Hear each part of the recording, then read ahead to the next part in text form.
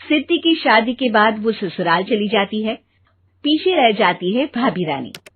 सिद्धि के ससुराल जाते ही भाभी कहती है, अरे वाह जी वाह, सारे कपड़े मेरे।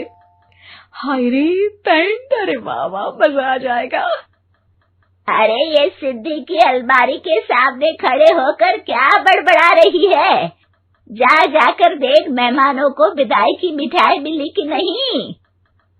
अब हाँ माँ जी, क्यों नहीं, लेकिन पहले कपड़े तो बदल लूं। अब रानी आ जाती है सिद्धि के उन कपड़ों में जो वो ससुराल जाने से पहले घर छोड़ जाती है। अरे रानी, कुछ दिन रुक जाती। अरे ये तो सिद्धि बिटिया को मैंने ही दिया था, बड़ा ही फबता था उस पर, तुझ पर तो कुछ खास नहीं लग रहा। अब वो ना मेरे सारे कपड़े गीले थे तो सोचा पहन लूं। वैसे भी सिद्धि को कौन सा भी पुराने आउटडेटेड कपड़ों को पहनना है। वैसे भी ये सूट तो मैंने तभी पहना था, वैसे खास है भी नहीं ये। हाँ ठीक है, लेकिन ना मेरी सिद्धि पर तो जमता था।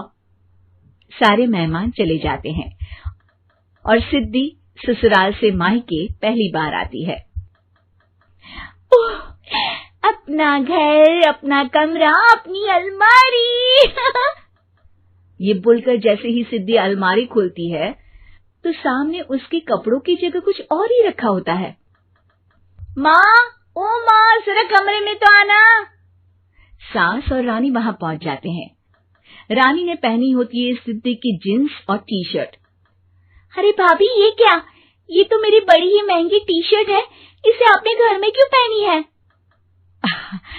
अरे बहुत मिलती है दीदी ये चौक की मार्केट में, 150 में। ओ भाभी प्लीज, ये एरोपोस्टल है, 2000 की एक टी शर्ट। ओहो, 2000 में तो दीदी 4 साड़ी आ जाए। अब क्या बोलूं? भाभी, ये मेरी अलमारी में छोटू के कपड़े, तो मेरे कपड़े कहाँ हैं? मेरी अलमारी में? अब दीदी आपको कौन से पुराने कपड़े पहनने थे? माना भाभी, लेकिन मैं जब घर आती तो यही सब पहनती ना। अरे तुम तो बड़ी कंजूस हो दीदी। वक्त आता है जब सिद्धि ससुराल के लिए रवाना हो रही होती है। अरे रानी, अंदर से सिद्धि का गिफ्ट ले आ, लड़की पहली बार ससुराल से मायके आई है। रानी अंदर जाती है और एक सिंपल सी साड़ी लेकर बाहर आ जाती है। ये लीजिए माँ जी। सास बेटी को गिफ्ट देकर ससुराल भेजती है। अगले दिन रानी एक सुंदर सी साड़ी पहनकर सामने आती है। अरे रानी, ये तो वो साड़ी है जो मैंने सिद्धि को देने के लिए दी थी जब वो ससुराल ले जाती, लेकिन ये तूने कैसे पहन ली?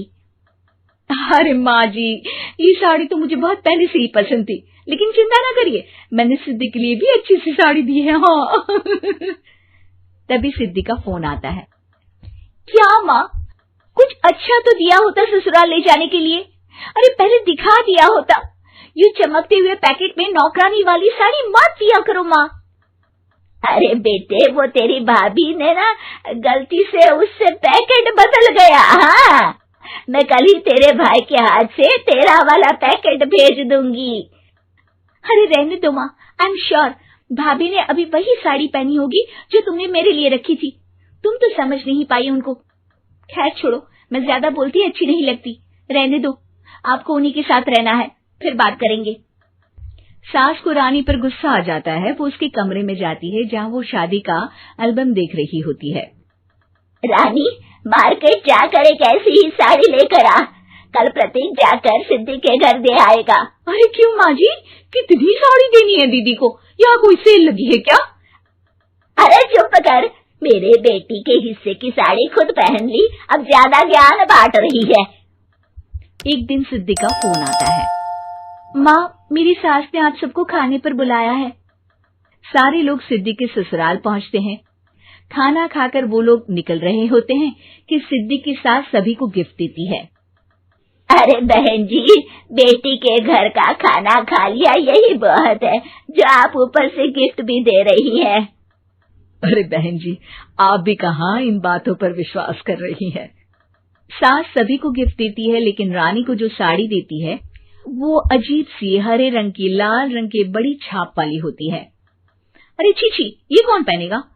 सासू माँ को तो जरी वाली इतनी सुंदर, और मेरे लिए ये नौकरानी वाली।